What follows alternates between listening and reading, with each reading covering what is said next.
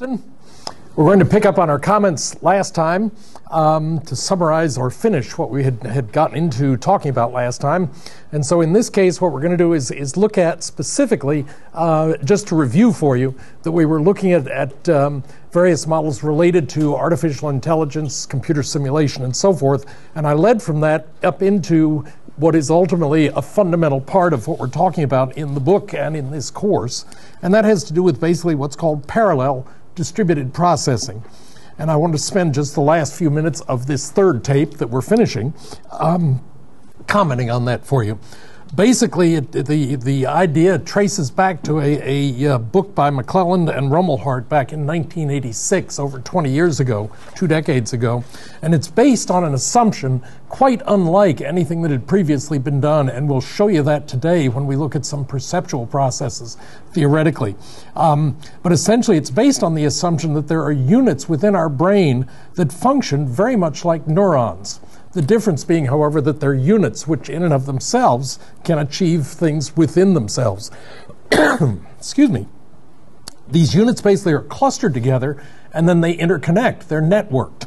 And the net result is that we end up with a rather challenging kind of problem. I talked last time about the fact that whereas some of the traditional models assume the idea that event A leads to event B, leads to event C, that everything is in serial. The modern thinking is that, in fact, when you and I are talking to one another, as you know, when you're arguing with somebody, you finish your statement, that person picks up immediately. It's not like they have to listen to the sound, add meaning, put it in sentence format, and generate the ultimate message you're communicating. They've done all that simultaneously at this, at the same time. So when you stop talking, they're ready to go. And the net result is that we are almost forced by the data into looking at essentially the idea that the processing that we do goes on in parallel. And I just want to spend the last few minutes of the previous lecture here talking about Matlin's discussion of the implications of parallel distributed processing, because I think she does a very good job with it. One of the 5 points she makes is that most cognitive operations are based on processes being performed in parallel, as we've just said. The second idea is that most cognitive operations are based on processes being performed simultaneously, i.e. in parallel, at various sites around the brain. And as we're going to see by the end of this lecture, you'll notice that the way in which we interpret decision-making in perceptual processes, in communicating and understanding words and so forth, is quite different from the old serial processes we used to assume were existing. So essentially, a particular site of concentrated neural activity in any one cognitive operation is called a node. We will come back and talk about this later in the semester, but these nodes are interconnected. I'll later be showing you a computer-based version of my introductory text, which is actually constructed specifically in terms of a particular network model of memory, and we'll show you some of how that works in modern-day education. The text is basically structured so as to reinforce certain kinds of concepts repeatedly, exactly as your memory does when you worry about something or think about something a lot, as opposed to not very much. And so basically, the third point that Matlin makes is that when a given focus of activity reaches a certain level of intensity or activation, it is able to activate, that is, stimulate, start processes in other instances, other areas of the brain, other nodes with which it's connected. There is, in other words, a spreading of activation effect. So activity in one area of the brain will, in fact, increase activity in other areas. The more remotely or less related those two areas are, not necessarily physically, but in terms of function, the lower the likelihood activity in any one area is going to activate activity in another area. For instance, to give you an example of that, try to retrieve the name of the person dated previously by the person you took to the senior ball in high school. That's an example of something, that person you can think of. But if you think about the associates of that person, that's much more remote in your memory. And you may not even be able to remember the last person that your date was dating.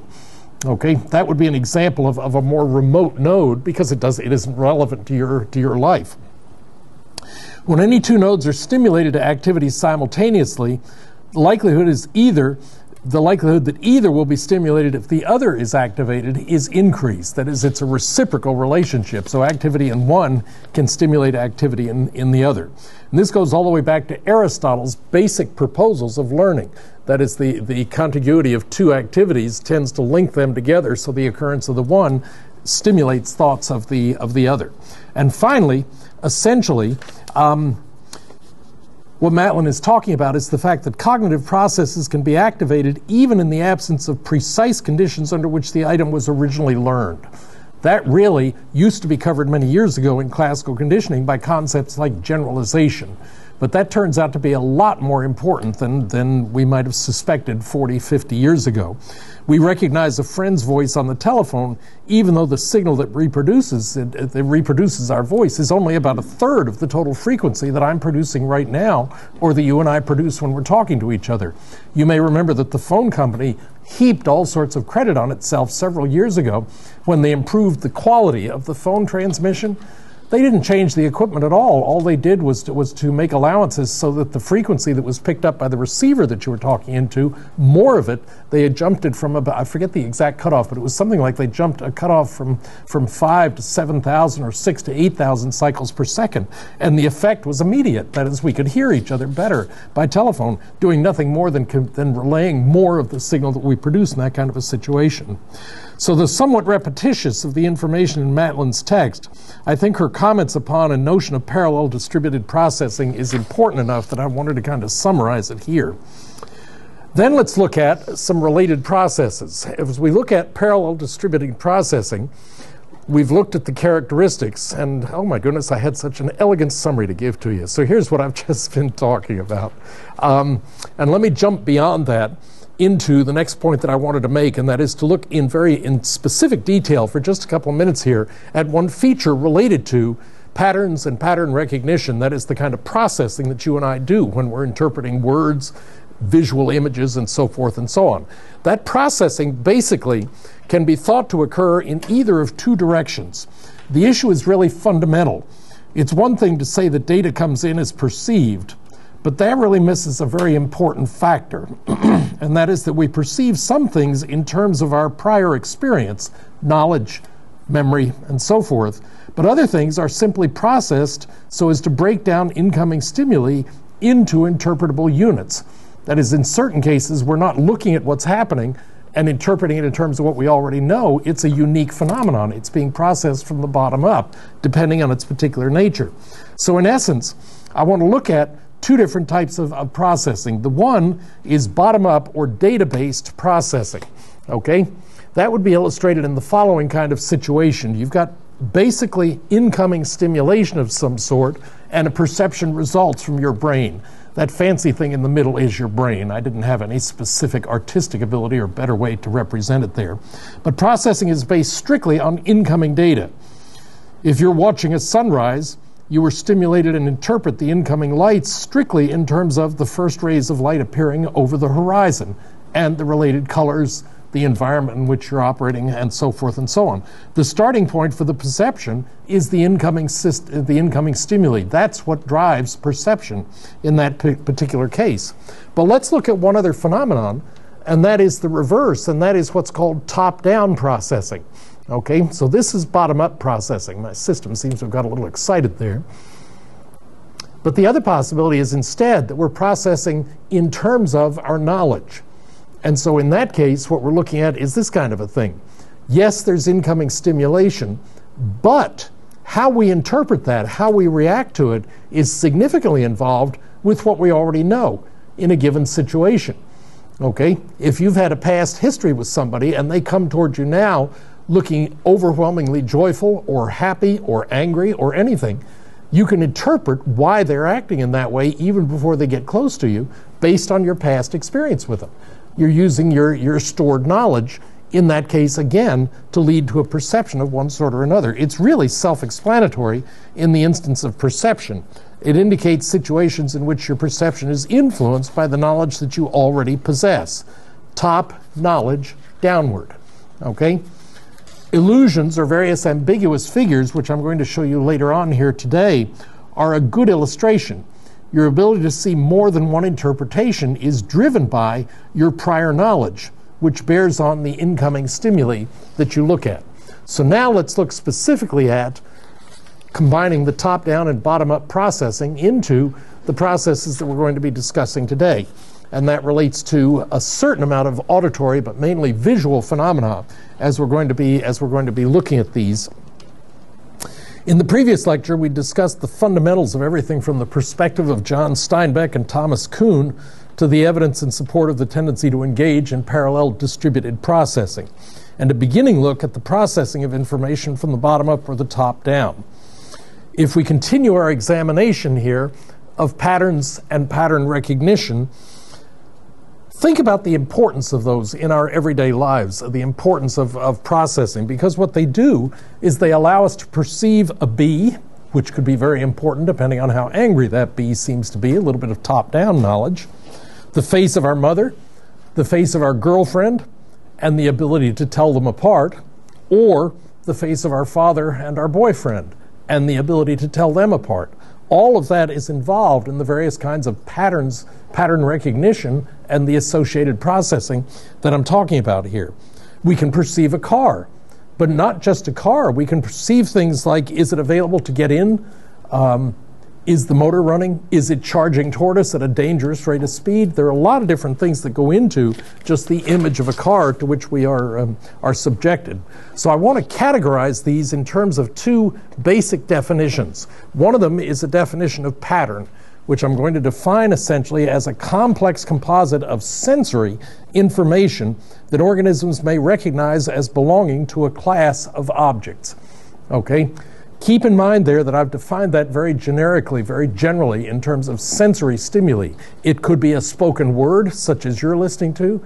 It could be a written word, as when you're reading your text. It could also be a television picture or anything like that. Any event in the world as you're walking across campus or in your house from bedroom to kitchen or anything like that. That in turn leads to a second and related definition, obviously, and that has to do with pattern recognition. And in that case, what we're talking about is our ability to abstract and integrate selected elements of a stimulation into an organized scheme for memory storage and retrieval. That is, we're going to argue in memory how it is that we store things. Do we tend to break them down into components and store them that way, or do we store whole images, for instance? Well, part of what's involved in that is our ability to detect patterns and then to recognize them when they occur. Now, there are two delimiters on the problem that we face, and let me show you very specific examples of what I'm talking about here. One is the fact that the same stimulus may actually be recognized as different patterns. So consider the fancy letter here. What would you say that is, the first letter in the stimulus on the screen there? That's pretty obviously an F, isn't it? And yet look at this. Now I've just changed it in one very subtle way, and now suddenly that same rather ambiguous first letter can just as easily be interpreted as an S. Okay? So that basically what we've got is the same stimulus being interpreted in two different ways. That tells us something about pattern detection. Among other things, the context within which some patterns occur is a factor in how we end up interpreting them. Okay? But there's a corollary to that, a reverse situation, and that is the different stimuli can also be recognized as the same pattern. Here, for instance, we have the word save. We can also present it in this fashion, given what we were just using a little while ago. I think you can see there's a substantial difference in the patterns. Even the individual letters, A, V, and E, are different in those two combinations. And if we go to something like Old English print or something like that, we may have to pay a little more attention, but we can still read it without any great difficulty. And the basic situation here is that what we've got to be able to develop is a system by which very different stimuli end up being categorized or interpreted as exactly the same pattern. The wiggly line with a cross mark that we've shown you in a couple of different examples there, in one case is an F, in another case is an S. So the overall question here is that pattern recognition basically takes information in sensory memory and assigns meaning to it. We'll define the various terms related to memory in a later section of the course. So I'm going to use terms now, but we'll come back and talk about them and define them a little bit later. But the underlying question today's lecture is basically how? How do we do that? And now what I want to do is pose some problems to you before we offer any kind of theoretical solutions. And I want to jump into a rather interesting activity related to illusions. It's a kind of a side journey, but illusions really offer us a significant challenge when we try to interpret what we mean by perception.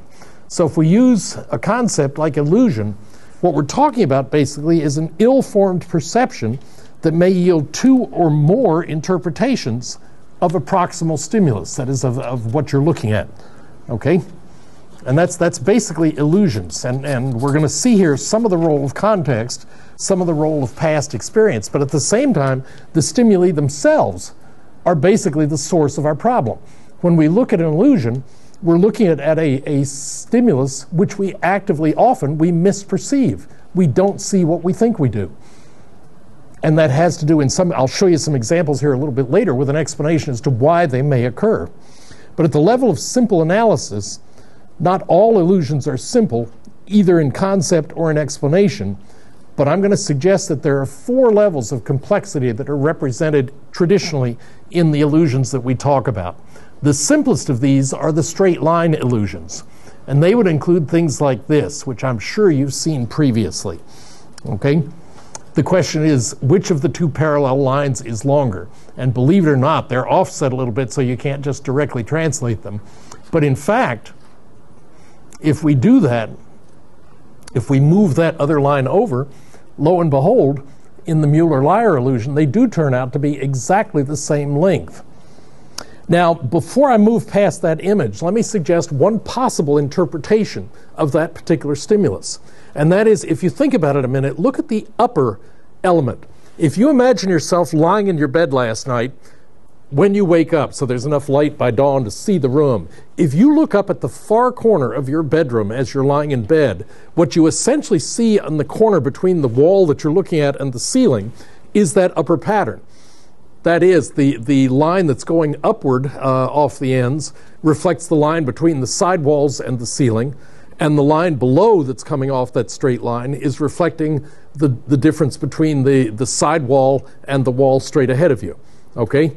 That kind of a cue, that kind of a spreading effect, is essentially a cue that we normally use to judge that's a distant corner. That's something that is further away from us than the rest of what we're looking at. On the other hand, the line with the arrowheads on each end rather than the feathers essentially is exactly what I'm looking at when I look at the surface of the desk from which I'm lecturing, from which I'm talking. Because in essence, the line, the long line represents obviously the corner between the front and the top of the desk. But look at the cues on the side. That line that comes off the top right and the top left is actually the line between the top of the desk and the side or the edge of the table. And the bottom one is a line between the front of the desk and the sides that I can't actually see. So in that case, that kind of arrowhead figure represents essentially a cue to us that is a surface which is projecting toward us. And if we look at those two, if we use those 2 pieces of information, that may provide a basic explanation for why it is that we can see that goofy Mueller-Lyer illusion when we see those 2 surfaces separate, or those 2 cues separated from each other. Because then what happens is our normal experience suggests, oh, that's a receding line, that's a near line. And what that kicks in our interpretation is the idea, well, wait a minute, if that line is further away yet it's the same length, it must be bigger. And so lo and behold, we interpret the line with the spreading effect, the feathers effect on the end, as further away, thus as bigger than the nearer line. Having given you that very elegant explanation, I can then blow it out of the water with this. Because the same effect is there. That again is the Mueller-Lyer illusion, but now we're doing it with circles rather than arrows or feathers. And the effect is still there. So we don't yet have a full explanation for what's involved in even these straight line and simple illusions. Mueller-Lyer has posed a problem we still haven't been able to fully explain. But then let's look at some bisecting or orientation illusions. Those come in some rather interesting examples, one of the classics of which is the vertical-horizontal illusion. If we draw a horizontal line as here, and then we connect it with a vertical line as here, the question is, are those two lines the same length or not? And in fact, I'm going to show you a solution to that in just a second, but I want to offer the explanation because it's easier to see here than it will be when I show you, as you know, that they are in fact the same length. And that is, what seems to be going on here is the fact that if I look left to right, say 2 feet, the distance of the objects that I'm looking at doesn't necessarily change. If I sit here and look at my notebook and my eyes scan left to right, 8.5 inches doubled, that's 17 inches. The distance of the object that I'm looking at doesn't change that much. Okay, it's all 15, 18 inches from my nose. But in fact, if I take my eyes from the edge of the bottom of the notes that I'm reading from and raise it 17 inches, I'm now looking at the floor about 10 feet out in front of me. And so basically what you and I know over time is that in general, when we move our eyes left and right, we're not covering as great a distance as we are when we move our eyes the same distance vertically. And that same process of cognitively assuming that must be shorter, that must be longer, to a certain extent probably fouls up our processing of the vertical-horizontal illusion, or lines, because it does become an illusion. But let's take that vertical line and just move it. And what we'll find is that lo and behold, when we tip it over sideways and then draw parallel lines, we can demonstrate that, in fact, lo and behold, it is an illusion. The vertical line is, in fact, exactly the same length as the horizontal line. Then, if you're ready, we get into the compound straight line illusions. Now we start adding lines on top of lines and create some truly interesting effects. For instance, in the Zollner figure here, are the longer lines parallel or not? Because they sure don't look it. The cross-hatching seems to bias each line in one direction or the other. To demonstrate to yourself that they are parallel, hold your pen up or pencil up between the two the longer lines, and you can convince yourself that, in fact, although they may not seem parallel, in fact they are. Okay? The Zollner figure. Now put your pencil down, because I want to do another thing that will be biased by your pencil, so I want you to do this fresh out with no help. But let's look at another one. This is one of my favorite illusions. Okay? Which line on the left is a continuation of the one on the right? Would you pick personally A, or B, or C, or D, or E?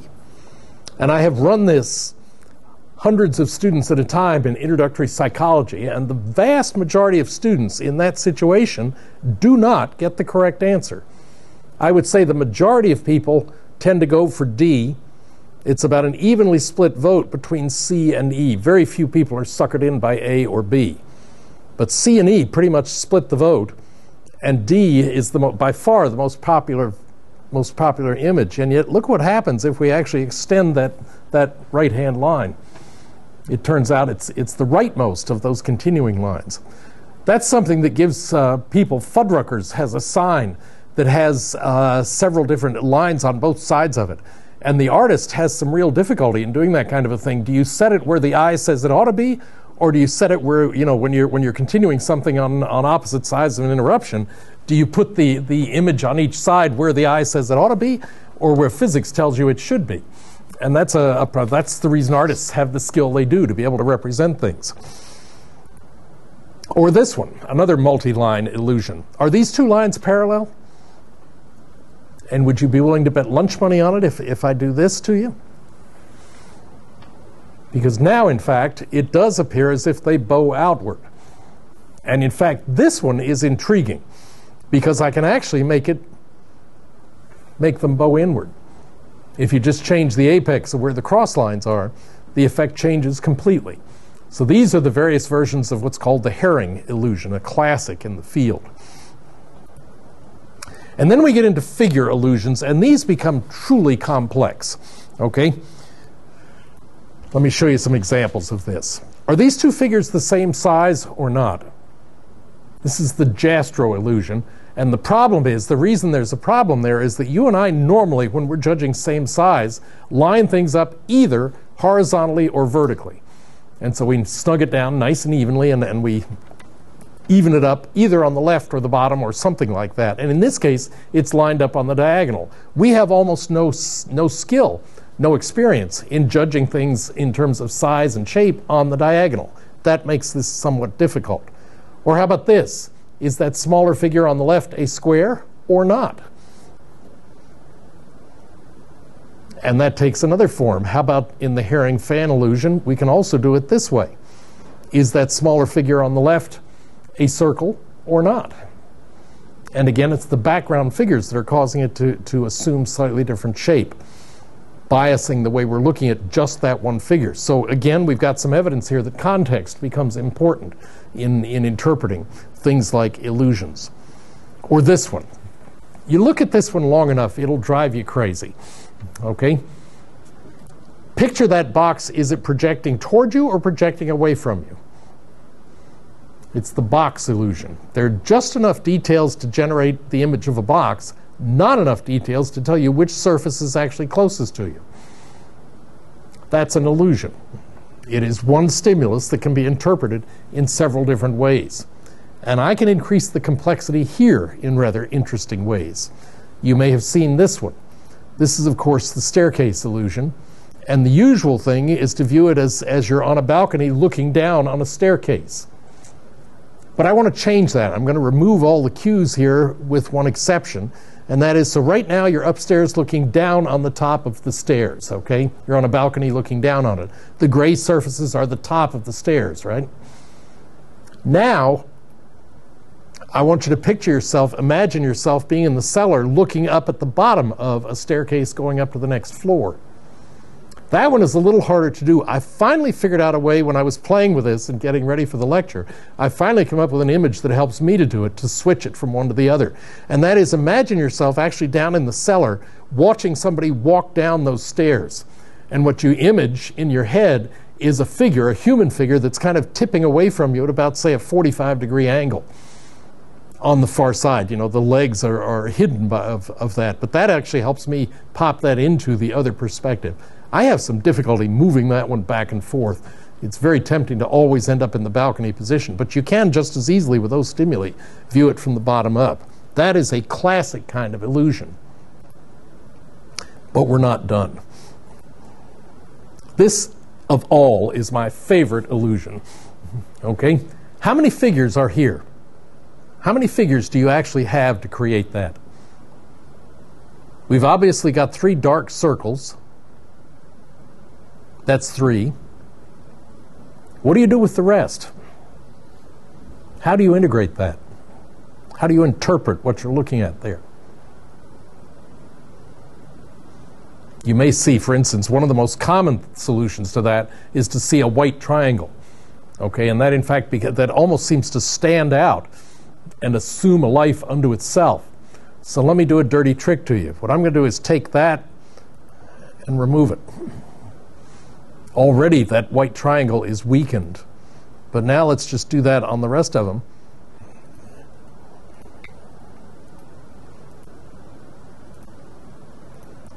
And it turns out there's nothing left. That white triangle is strictly illusory. You never actually see it. Okay? You see it. You cannot actually, you can't touch it. You can't point at it. Now there's another way to do it, another way to kind of destroy that white triangle, and that is to add substance to the implied outline triangle.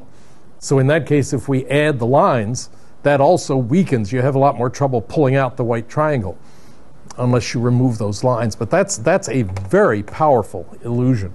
And it's really something that is created in your head that simply is not there. We can remove all the facts and show it to you that it just doesn't exist. But it's one of the processing errors that we make in looking at the various types of things that we're subject to here. Illusions. Okay.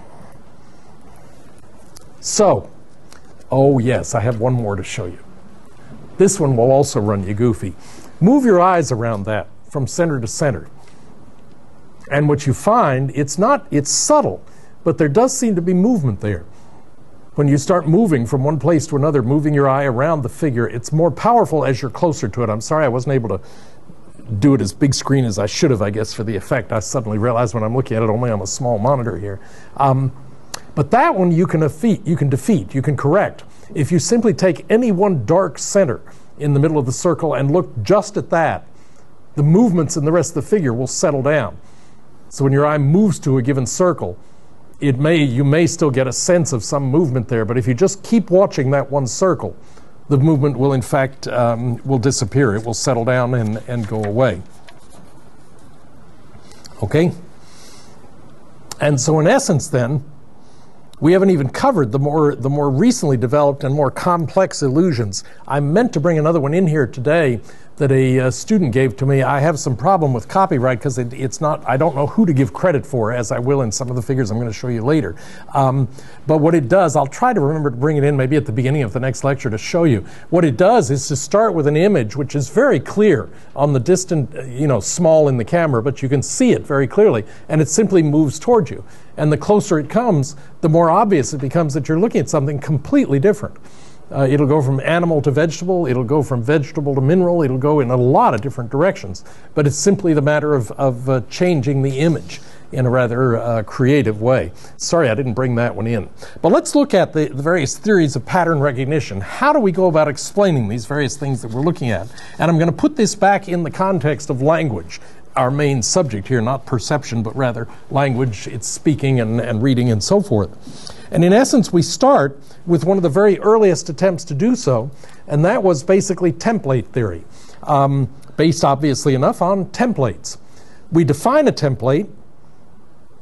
Are you ready for this? This is one of the more complex definitions in the entire course, so I want you to be ready for this, okay?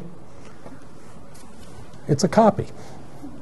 All right, a template is a copy, okay? At its simplest, what template theory is really arguing is that to recognize something, we scan an image of that something through our long-term memory. So we take whatever image is registered on our eyes or our ears or anything and simply scan it through a list of long-term memory factors that look similar in some way. When we find a template that matches our newer sensory image, we perceive or recognize the object. We found it, so we know how to interpret it. By analogy, that's exactly what the U of H police do when I sometimes come in on the weekend to work in my office and I've forgotten my keys. In the rare instance where that happens, what I end up having to do, of course, is call the police, either drive home or call the police. And if they're not too busy, they will come over and let me into my office. But what that involves is an officer that shows up with about a 6-inch ring of hundreds of keys. And although you can get pretty close based on the type of lock and shape, it still amounts to putting in key after, or trying to put in key after key after key, and then twisting it to see whether in fact it works. And in essence, what he is searching for, or she, is the template for my office, the key on his or her ring that actually fits the lock. And so that is the search for a template. Now there are some problems with that relatively simplistic theory. For instance, reaction time for recognition hardly allows enough time for a serial completion of our sensory experience against all of the templates that we've stored or would have to have stored. There's just not enough time. It's kind of exactly the same problem I was citing earlier when we were forced to move from serial interpretation of talking to one another into a parallel system where we're simultaneously processing the sounds we hear, the meaning that's attached to it, and how the words are organized in the sentence. All of those have to go on simultaneously. And the same argument can be used against template theory. Some evidence to justify this has to do with the fact that reaction time is similar regardless of the number of targets that are to be identified in a pattern. I showed you an example on one of the other lectures where I asked you to find the O among a field of Q's, or to find the Q among a field of O's. And you may have sensed in that there was a significant difference in the ability to find the Q among O's than there was in the length of time it took to find an O among Q's, simply because the difference of the Q stood out more so than the materials that it was buried into. But But that difference in finding time, for instance, reaction time, can also be illustrated and argued directly against the point here about examining stored images. When you look at the idea that if I were to give you a field of letters and ask you to find any one letter, say a Z among a whole random array of letters in rows and columns, it doesn't take you any longer to find Z than it does if you're looking for any three images. I might tell you, find a Z or an S or an E. And it turns out your reaction time is essentially the same. You can identify any one letter just as rapidly. That tends to argue against the template model, as we'll see here in more detail here. A second problem for template theory involves the following. How can we recognize such a wide variation in the physical form or shape of a particular pattern? Template theory is forced to argue that we store replicas of all the different forms of a particular symbol that might occur. Think about reading your mother's writing versus your father's writing, or any 2 or 3 or 5 people's writings. Their style may be very different, and yet ultimately, if you spend a little time with it, it isn't hard to read any particular person's writing.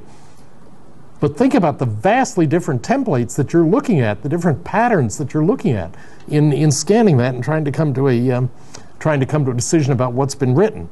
So basically, we're pushed to the logical limit that would be a mind-boggling number of different patterns stored in our head.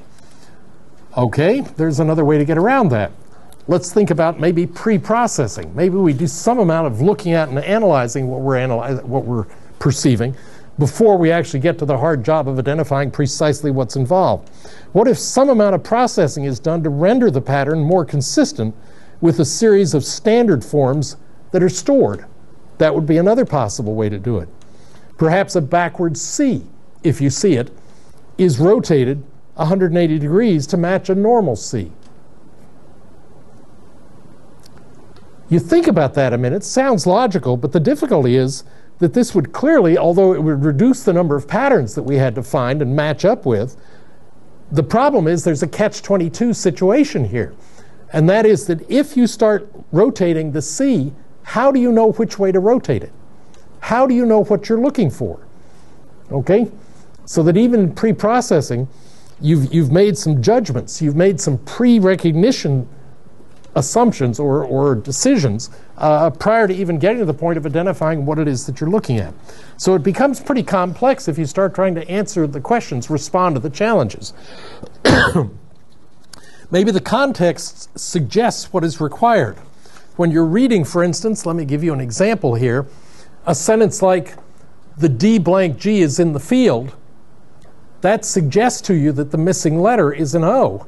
But exactly the same physical stimulus is very different if we talk about the animal is going to, in that case, a verb action. It's going to dig. So now you're looking for an I. You're going to supply an I. That's what you'll normally fill in that situation. It is not simply a matter of pattern making. Okay? A third of a century ago, Cooper and Shepard actually demonstrated another rather interesting problem, and that is the fact that if you view a letter which is tilted like that, or even that, your reaction time to identify it is longer. And in fact, the more serious the rotation off the normal position, the more serious the rotation, the longer the identification takes. So if you look at the image on the left, it takes you a brief amount of time. If you look at the image on the right, it will take you the longest amount of time of any position in which we could put the letter A. Okay? So although Shepard argued that maybe what's going on here is a mental rotation, others argue that what's happened is that there's been a pre-activation of the representation in memory by such things as the experimental instructions. You've already been kind of limited to the kind of things you should be looking for here, and the participant is primed to expect a certain kind of pattern. Same thing if you're looking at for a carving knife in a drawer. You think about going home and finding a particular fork or spoon or device when you're cooking. That's a searching pattern. And even if that knife that you're looking for, or fork or whatever, has badly rusted since the last time you used it, you still don't have any particular problems reaching into a drawer of implements and maybe moving them back and forth a little bit, which of course increases the complexity of your search task, because now you're changing the pattern you're looking at constantly. And yet it doesn't take you that long to pick out and find that pattern, even if it's rusted. So we're back to our original problem. Pre-processing requires that the pattern to which you're searching, for which you're searching, has already been activated in long-term memory. Simply pattern matching is not going to explain what's going on. The bottom line is the template theory alone is too simplistic and requires too many assumptions to explain efficiently how pattern matching or pattern recognition actually occurs. What that forces us into, what it's encouraged, is the existence of feature theory, the establishment of feature theory. The original work involved essentially computer scientists that were trying to develop machines to interpret human writing. Turned out that speaking was easier to handle than writing, but that was the original driving force behind this. And in essence, what was proposed is essentially what has sometimes been referred to as, well, in fact, let me not jump ahead here. But if you look at trying to define something like F, well, let me in fact drop in, because I know what's coming visually here, and I just want to make sure that what I'm saying is more or less related to what I'm saying on the screen. What I'm leading to is an idea called analysis by synthesis. That is, that maybe what we do is to simply break down any complex image, such as a letter or anything more complex than that, and that recognition occurs when a system can actually reconstruct from its own stored images a picture or reconstruct whatever you've looked at. At that point, recognition occurs. So in that case, F might represent something like a stored vertical image and, in this case, 2 horizontal bars. Okay? If we find that and we have experience in how it's been combined, that would tend to lead us to synthesis perception based on the synthesis. Okay? There are some other possible matches that might occur. Any of these would be potential errors when we're looking at a letter, say, like F. It has significant overlap, probably the greatest overlap, with E. Okay? But any of these have strong components where there's a distinct vertical component and also a distinct horizontal component or components. That does increase the difficulty of the judgment. We would predict that reaction time to make a same or a similar judgment would vary depending on the number of features the 2 letters shared in common.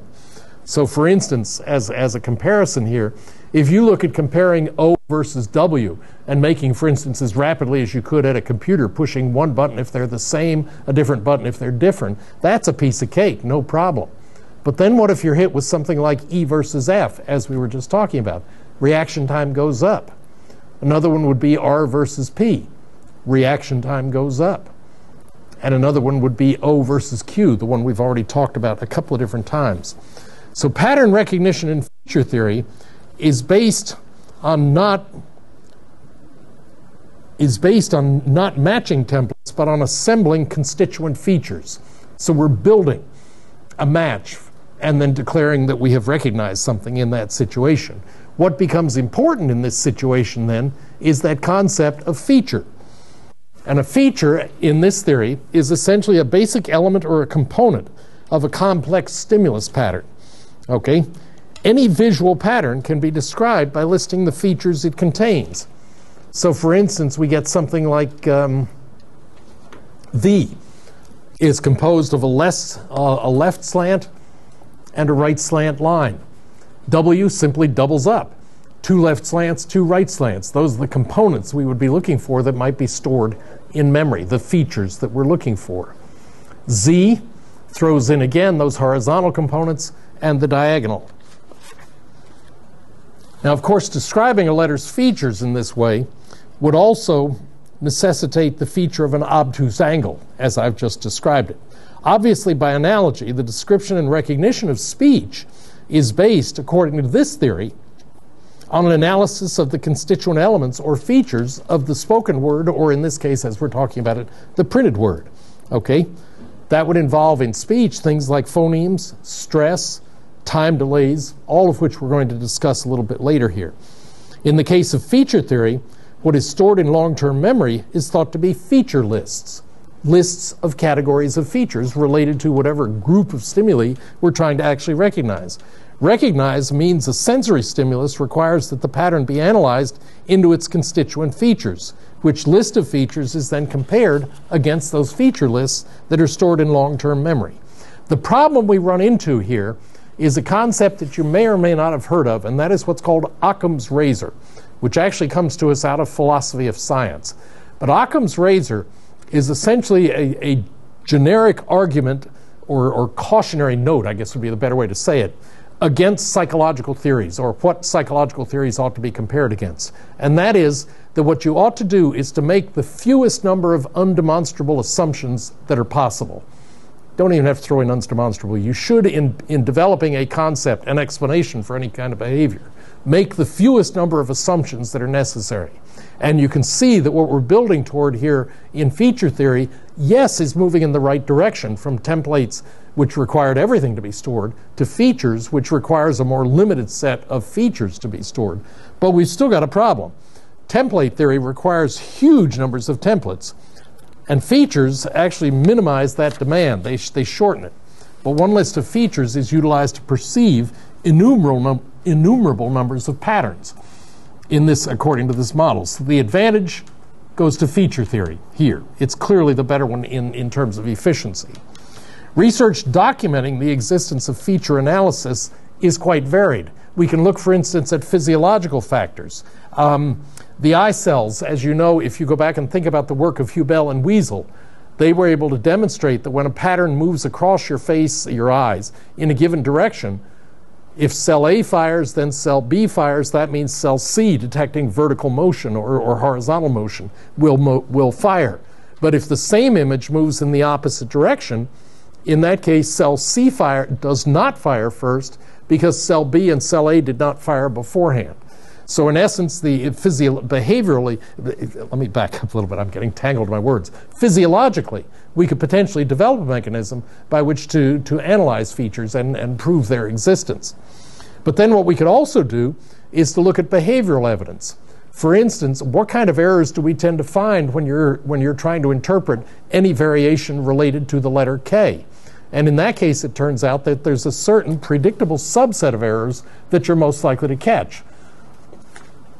H, K, and N.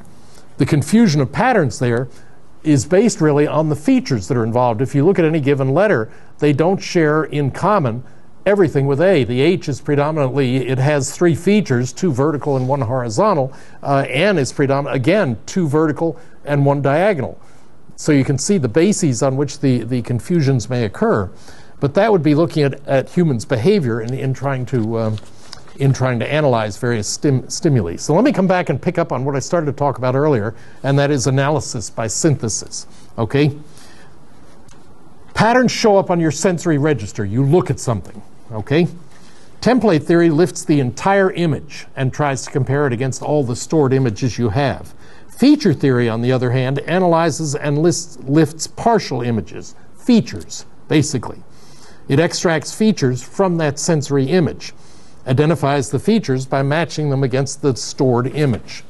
Decision then, in that case, is made based on the overlapping similarity when it's detected.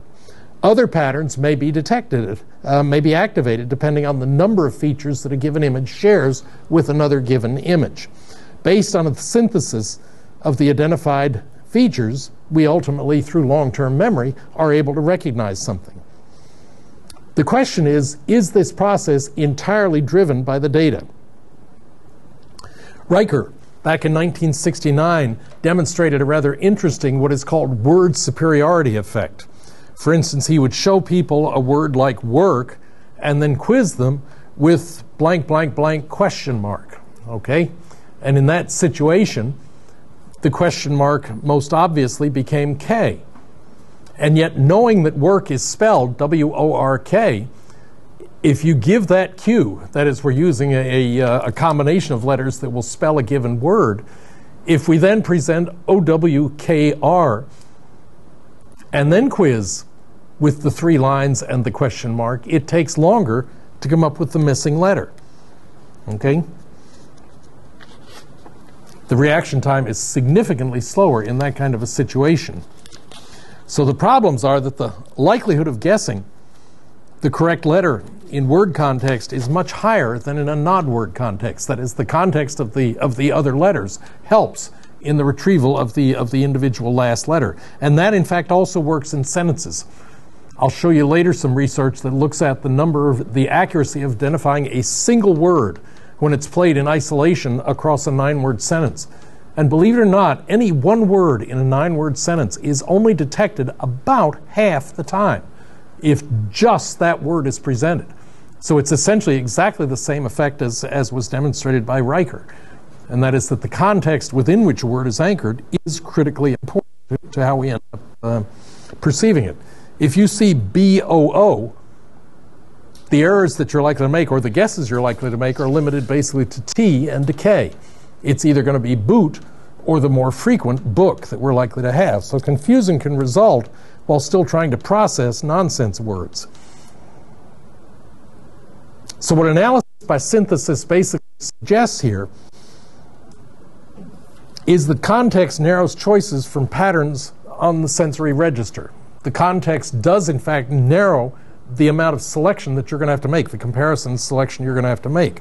And this would be true of something like analyzing a wheelbarrow in your backyard, or a friend whose face is half covered with a cloth or something like that. It may take you a little bit longer, but when you're looking at only one side of the face and the details, you don't have to search as far, because you know, for instance, right away it's a man or a woman. That cuts the search in half, and so forth. But I think you can appreciate the fact that even with a partial image, you've already cut down on the reaction time it will take to reach the correct decision. Let's look at another possibility: structural theory. Feature theory is based on recognizing matching features of the sensory stimulus with long-term memory stored feature lists. There are some problems. Okay. For instance, if we check the image of a bucket and a cup, the features that are represented in both cases there are actually remarkably similar: a handle and a body. And yet, as you can appreciate, in the cup image on the right, if we were to move that handle over to the top, it clearly won't function as a cup, because then the handle gets in the way of drinking. It would be kind of dumb to do so. But it does have certain implications about perception. And that is that what the structural theory is moving toward is increasing our sophistication in analyzing the various parts. Things like spatial orientation become important. It's important in differentiating the message from feature theory. Okay? It's crucial even in 2 dimensions. Okay? Up versus PU. When you read either of those, it's the orientation that's going to be involved in which you end up perceiving. So what structural theory attempts to do is to correct some of these problems. It also assumes perception by breaking into parts. But parts can be 3-dimensional. And 3-dimensional parts, in turn, lead us into the possibility of geometrical shapes. Now you can begin to see the tie between perceiving language, understanding language, versus perception of the physical world that we're in here. And so in essence, we end up with geometrical shapes that include things like, for instance, semicircles, ropes, handles, and so forth, cylinders, blocks, like building blocks, as a kind of a classic example. These are the components of which we can build objects. Okay? Biedermann, actually in 1987, proposed recognition by components as a kind of one structural kind of theory. And in essence, what he defined is what is called the fundamental unit on which he's basing all this is what's called a geon, which is a long-term memory stored representation of geometrical spaces. It's representation of geometrical spaces stored in long-term memory. So now the question is, what kind of objects are we going to deal with? And in essence, basically, he argues that these objects are stored as lists of geons, including things like spatial orientation, which of course increases our ability to recognize things. That leads us into, for instance, feature recognition. Division of perceived object into geons and comparison of that list with lists stored in long-term memory is essentially what we're going to argue perception is.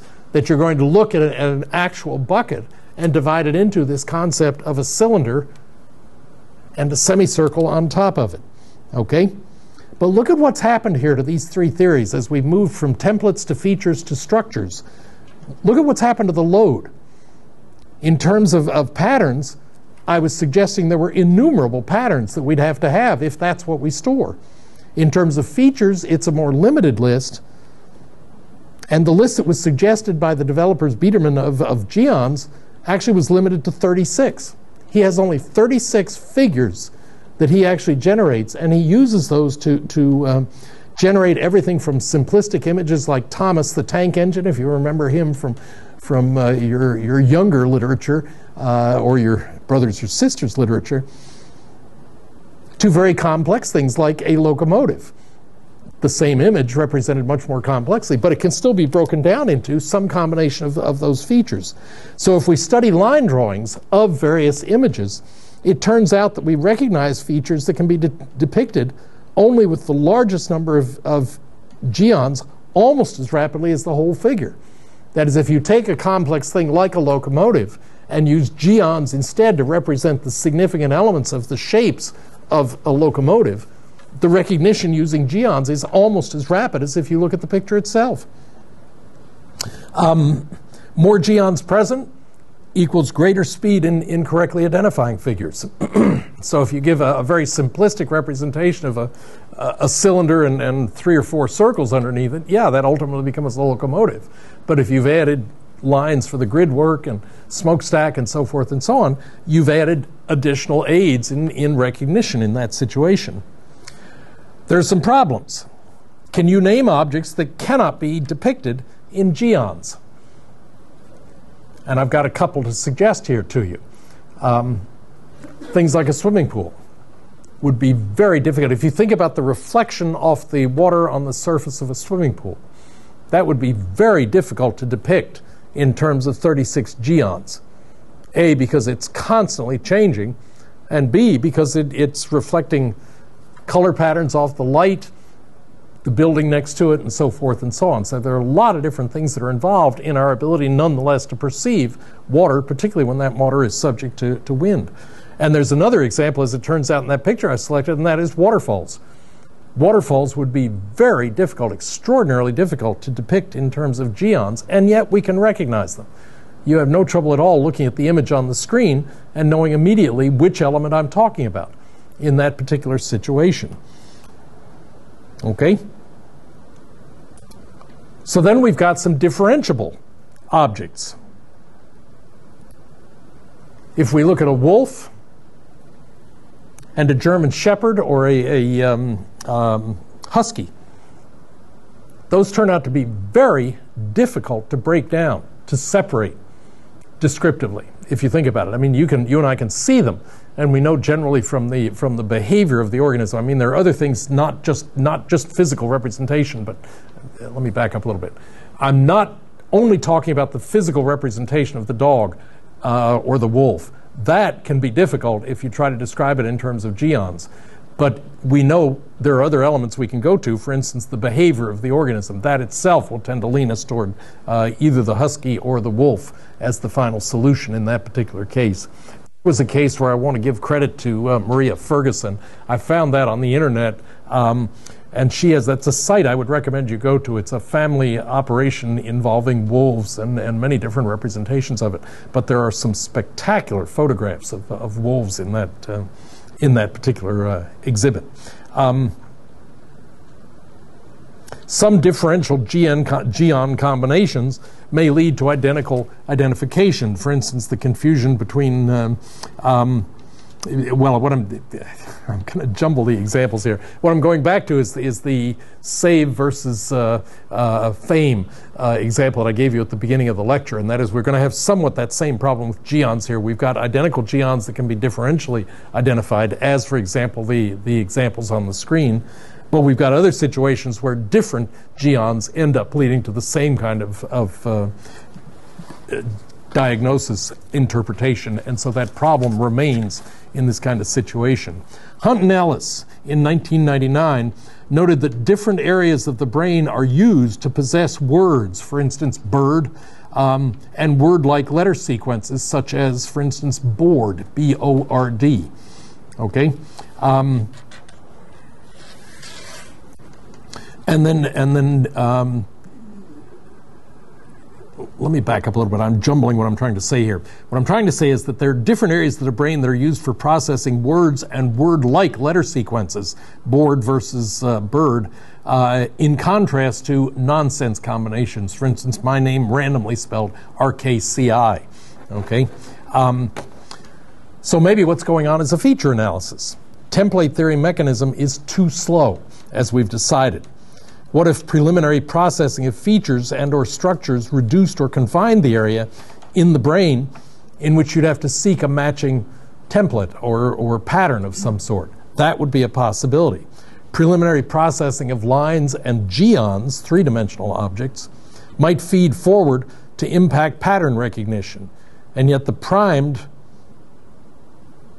pre-identification of a pattern may feed backward in the system to influence the simpler processing of angles and lines. So what I'm leading toward is a suggestion that you can see where this is headed, and that is into parallel distributed processing. But essentially, if you follow the logic by which we've gone from templates to patterns to geons, essentially, what we're leading toward is a system where feedback may be equally important to feed forward. Because the earliest models were entirely feed forward, take the elements and try to build up, or feed, either way you can argue it, but they were one-way models. And in fact, what may be argued here is that we're gonna look at the processes quite differently. Hang on here, because this particular theoretical approach is markedly different from the serial, implicitly serial models, integrative yes, but serial models we've been talking about. Whereas the preceding theories essentially assume identification occurs at a center where enough cues have been assembled. And if you think about that model, each of the three that we've talked about has assumed that information is somehow broken down and reassembled in order to allow that identification to occur, and it implicitly involves a center identification occurring. Parallel distributed processing models are not going to assume that at all. They're going to assume that it's the processing itself that leads to identification. What do I mean by that?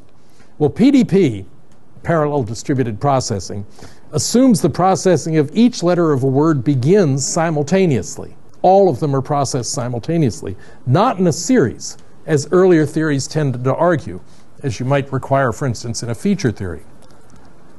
What this implies is that the parts of an object are processed at the same time that the gestalt or the whole of the object is processed, again in parallel. It's parallel processing that may be going on. Knowledge per se, and here's the key, knowledge per se is not in a single neuron somewhere. It's distributed across the connections. It is the combination of activity in individual identifiable parts or units. That is the distributed processing. So it isn't a matter of all this information piling to one neuron that says, that's a dog, that's a whatever. It is rather the fact that a combination, a pattern of neurons is active, which in turn leads to the ultimate identification. And that's the reason in talking about parallel distributed processing, it does not tend to argue that all that information comes to a point where a decision is made, but rather it's the pattern of activity that leads to the decision that we're looking at a particular phenomenon of one sort or another. Consider this kind of a representation of what I'm talking about, okay? What this diagram has is elements or features at the very bottom, okay? Those were the parallel, the horizontal lines, the vertical lines, the diagonal lines that we were talking about earlier, okay? And in essence, that's at the bottom of this particular mechanism, proposed mechanism. The words are at the top. And in fact, what you can see from the arrows, my apologies here, I simply did not have enough time to do all the drawing I needed to because the mechanism is inherently so complex. But if you just take, for instance, a single example, look, for instance, at the letter T in the middle of the second row of information there. Look at what it would activate, okay? If we look at which features along the bottom would become active by each of those 5 letters, we find that the horizontal feature on the left is in fact activated by the crossbar in the A, the crossbar at the top of the T, in the middle of the G, and implicitly by the diagonal part of the S, potentially the top and the bottom, but it might be partly activated. The vertical part is predominantly activated by the T in that combination. The right tipping slash mark is activated by the A, and that's it. The left tipping slash mark is activated also by the A. It's activated by the N. And in fact, the horizontal mechanism there is activated by the A, by the T, a little bit by the G, and in fact, well, wait a minute, let me back up. The difference between the left and the right symbol there is when the horizontal line is to the left side of the area that you're processing. Okay, I slipped up in what I was talking about there. In that situation, that one would not be activated by any of those, maybe a little bit by the A, but it would largely be unactivated. If there were if the similar effect were on the, if you had an image of a horizontal line kind of pointing at 3 o'clock rather than 9 o'clock, that would be partially activated or activated by the G.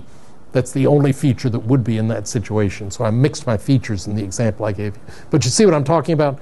That would be a feature analysis based where the processing is going on at the bottom. Each of those individual gremlins, if we can call them that, is looking at, do I get excited about this particular letter? Okay. Notice also in this a couple of different things. Among others is the fact that some of the connections are excitatory, some of them are inhibitory.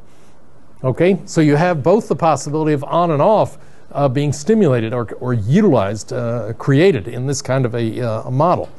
And then in fact we have the same kind of a related kind of top-down processing going on, where for instance a word like able is going to activate A if we're looking at it processed at the level of letters, and certainly not N. And you can take any of these words and look at which parts, which of the letters they are going to activate as they're being broken down and analyzed. As you can appreciate that if I drew all the possible connections, you'd end up with nothing but lines on the screen and no ability to actually interpret what's going on there. But that's at the heart of the parallel distributed processing model. It would be that kind of a mechanism that we're talking about in terms of how we end up perceiving. So recognition is really not an activated T node. That's not what I'm arguing here. But rather, it's the sum of activity impacting that node. The excitations less the inhibitions across all the different things that may be hitting that node at a particular time. These connections develop in response to experience. So learning to identify T or a word is based on experience. That is, the processing apparatus that we have becomes practiced in, comfortable with, likely to be stimulated by a particular pattern, which leads to more rapid recognition than when you're looking at something that you've never seen previously. McClelland and Rummelhart, referencing the book that I talked about much earlier on PDP, proposed that when work is presented, if that word is flashed on the screen, if the K is partially blocked, you can still interpret it. Okay, the W, the O, and the R are recognized based on signals from individual elements. The diagonal slashes, the vertical slashes, the slanting slashes the other direction, and so forth. But that activates a number of different words like word, work, week, wart, and so forth and so on. Work, however, wins because the cumulative positive experience or stimulation from the W, the O, and the R is stronger than at the word weak, because that is not stimulated by either the O or the R. And although the K is there, the net effect of not getting stimulation from the E and the A means that stimulation of the K strengthens weak and work, but work is inhibiting weak. And shortly what happens is that weak fades and work wins the combination, wins the bet as to what is the actual stimulation that we're looking at. Okay? Parallel distributed processing comes with its own combination of complexities, so it is worth spending some time on it to really understand what's actually going on. Now having started with interesting problems, let me jump into another set of easy to cover simple problems that are also errors. And these are essentially processing errors, in this case involving various kinds of blindness, not as in visual blindness, but insensitivity to various kinds of things.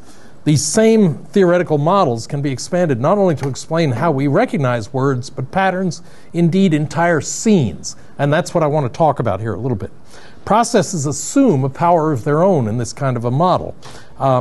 Habits essentially can result from your applied top-down processing. That's basically what you're developing.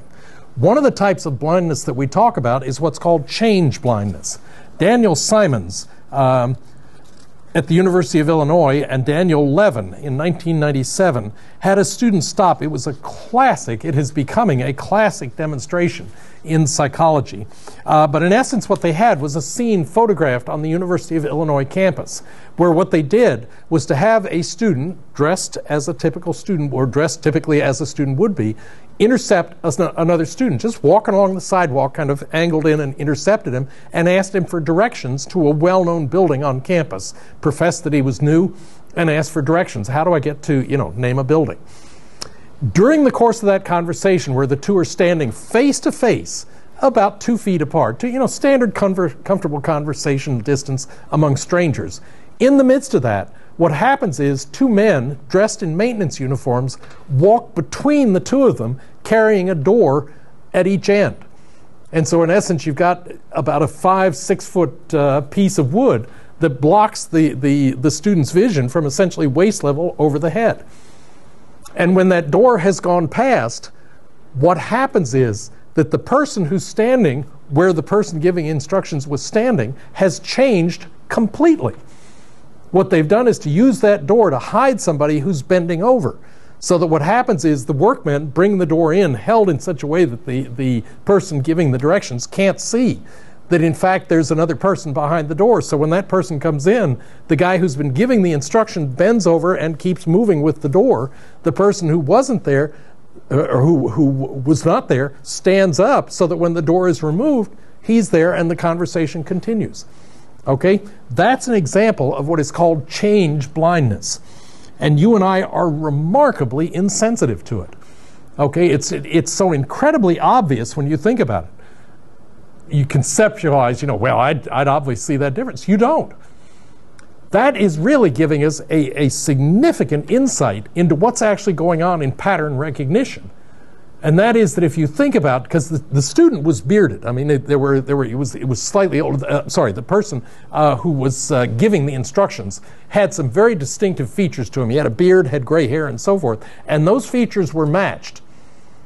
But in fact, they demonstrated it with changing shirts. Nobody noticed. They changed tie. Color didn't tend to affect people. And they've demonstrated it, and it can be replicated, for instance, in an interview situation. You go into a market and ask a clerk for a particular, say shoes or something like that. The person says, just a minute, walks out into the storeroom, comes back with a pair of shoes, and it's a completely different person carrying the shoes. That kind of swap we just tend to miss. Or they've even done it in a counter at a grocery store or a drugstore or something like that, where somebody is giving out products. And somebody bends down to pick up something, somebody else stands up to give it to you. You don't tend to detect it. And in essence, all of those share in common the fact that if you think about the features when we identify somebody, we really don't give a complete, detailed, feature-laden reflection of what's actually going on. We remember it was a white-haired gentleman with a white beard, or a white-haired gentleman with a tan with a white beard. And that's all. We do not recognize the details. And then, in fact, that in turn leads into yet another type of blindness, and that is what's called intentional blindness, which they've also been able to demonstrate. And this one I have now seen performed about 4 or 5 times, and it is staggering how effective it is. I can only describe it to you because it's a copyrighted tape. But envision the following. You have a camera at the side of a normal-sized room. Okay, say 20 by 20, 15 by 20, something like that. Sideways view of 6 people, 3 of whom are dressed in white and 3 of whom are dressed in black. And the challenge that is given to you is you are to watch the people in white who are going to be tossing a basketball back and forth to each other. Now, to keep it interesting, what's happening is all 6 people are moving. That is, they're walking back and forth. I mean, you'd never see it in a normal room. But in fact, the 6 people are interacting with each other. They're walking back and forth. But the team dressed in white has a basketball, which they are sometimes passing to each other to keep you honest. Sometimes they will go and not pass it. So your challenge to actually count the completed passes. And in fact, to keep it a little harder, they will do bounce passes occasionally. So you're concentrating on the white team and the passing of the ball. Right in the middle of that, the whole film runs about 3 minutes, and the correct answer is something like 18. I counted it the very first time and totally missed what was actually going on. In the middle of that demonstration, a gorilla, a man dressed in a gorilla, walks in from the right side of the screen, stands right in the middle of the room, turns and looks at the camera, and goes, puts his hand down, turns, and to the left. He's on there for about 10 or 15 seconds out of the 3 minutes of film. I was at the APA the first time I saw that run. 90% of the psychologists in the room totally missed it. Totally missed the ape, the gorilla. Okay? Those are scientists. They're trained to observe, and if they're told to watch the people dressed in white, that's what they watched. Totally missed everything else that was going on. And in essence, what was illustrated there is intentional blinding. Fully half the people in my intro class this past fall, when Simons was here as a guest, also missed the occurrence of the ape, which clearly is the most significant feature in that situation. So in essence, what we're talking about here is intentional blindness. I'll come back and pick up on that at the end and wrap up these comments on perception at the beginning of the very next lecture.